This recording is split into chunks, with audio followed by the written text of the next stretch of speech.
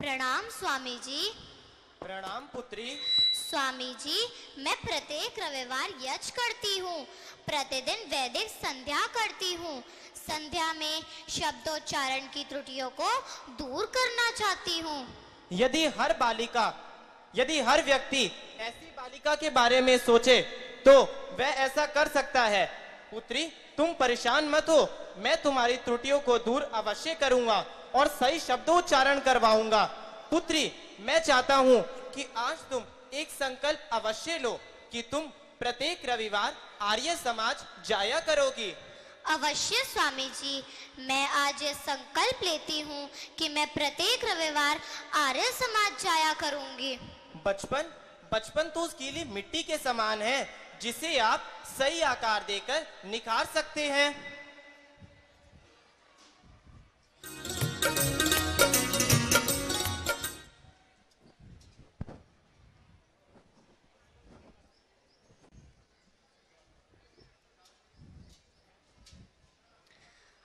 प्रणाम पिताजी। प्रणाम पुत्री। पिताजी, पहले मैं यज्ञ करूंगी, उसके पश्चात ही भोजन ग्रहण करूंगी। मैं स्वामी जी का हृदय से आभारी हूँ कि उन्होंने मेरी पुत्री का मार्गदर्शन करके उसे संकल्प करवाया। इसके जीवन में आए परिवर्तन को देखकर मैं प्रतिदिन प्रसन्नता और सुकून का अनुभव करता हूँ और मुझे पूर्ण विश्वास है कि भविष्य में यह एक अहंकार रहित, रोग रहित और ईर्ष्या रहित जीवन जिएगी। यह घटना कोई काल्पनिक नाटक का नहीं, सत्य है। वह लड़की हूँ मैं, नंदिनी आर्य, और स्वामी जी हैं ब्रह्मचरी राज सिंह आर्य जी। आज से 2 वर्ष पूर्व मैंने ब्रह्मचरी राज सिंह आर्य जी से यह संकल्प लिया था कि मैं प्रत्येक रविवार आर्य समाज जाया करूंगी और उस संकल्प को मैं आज भी निभा रही हूँ। भले ही ब्रह्मचरी राज सिंह आर्य जी आज हमारे बीच में नहीं है, लेकिन उनका आर्य समाज के लिए निस्वार्थ योगदान हमें हमेशा प्रेरणा देता रहेगा। जो प्रेरणा ब्रह्मचरी राज सिंह आर्य जी ने हमें दी, हम उसको आगे बढ़ाएं और उसी पथ के राही बने।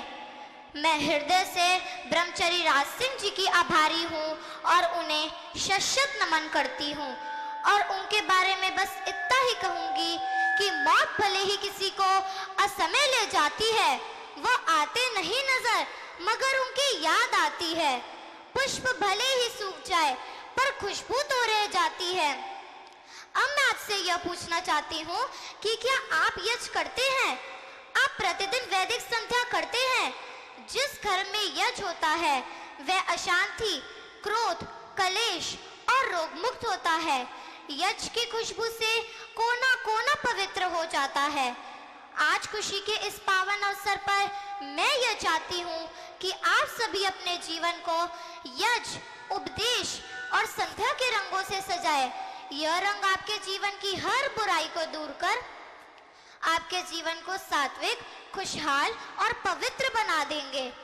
यदि आप यज्ञ नहीं करते या आर्य समाज नहीं जाते तो आज आप इस संकल्प के निभाने के पूर्ण विश्वास के साथ इस मंच पर आकर संकल्प ले सकते हैं कि मैं यज्ञ संध्या अवश्य करूंगा, मैं आर्य समाज अवश्य जाया करूंगा।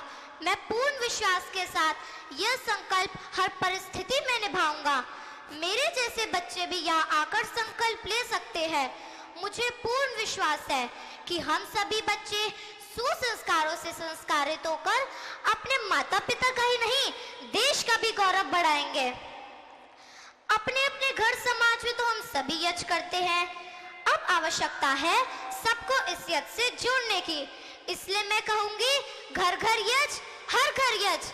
आप सब भी मिलकर मेरे साथ बोलिए, घर घर यज्ञ, हर घर यज्ञ, घर घर यज्ञ, हर घर यज्ञ। यह कोई स्वप्न नहीं है, इसे हम और आप सब मिलकर करके दिखा सकते हैं।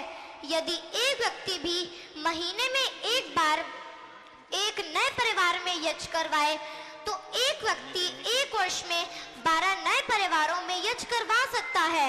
इस प्रकार से हम कितने नए परिवारों को यज्ञ से जोड़ सकते हैं। अपनी अपनी समाजों के पुरोहित जी को भी आप यज्ञ करवाने हेतु कह सकते हैं। यज्ञ करवाने हेतु दिल्ली आर्य प्रतिनिधि सभा की ओर से पुरोहित की व्यवस्था होगी। यदि कोई यज्ञ करने का इच्छुक है किंतु किसी कारणवश अपने घर में नहीं कर पा रहे हैं, तो आप उसे अपने घर आमंत्रित कर सकते हैं। उसे कहे कि हम उसे यजमान बनवाकर यज्ञ करवाएंगे और उसकी मंगल कामना करेंगे।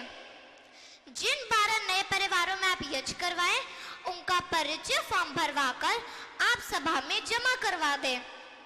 सोच मत रही, एक कदम आगे तो बढ़ा, तू चला तो सभी तेरे पीछे चलेंगे। करनी है एक नई शुरुआत, तभी होगा यज्ञ से एक नवीन प्रभात। इस संकल्प की शुरुआत मैं स्वयं से करना चाहती हूँ। आज से 1 वर्ष पश्चात अगली होली तक मैं 12 नए परिवारों में यज्ञ करवाऊंगी और उन्हें यहाँ होली मंगल मिलन पर लाऊंगी भी। हम आगे बढ़ेंगे तभी आर्य समाज आगे बढ़ेगा, तभी महर्षि दयानंद सरस्वती जी द्वारा स्थापित की गई इस धरोहर को हम और अधिक उन्नत और विकसित कर सकते हैं। तभी हम कह सकते हैं घर घर यज्ञ, हर घर यज्ञ, घर घर यज्ञ, हर घर यज्ञ, घर घर यज्ञ, हर घर यज्ञ।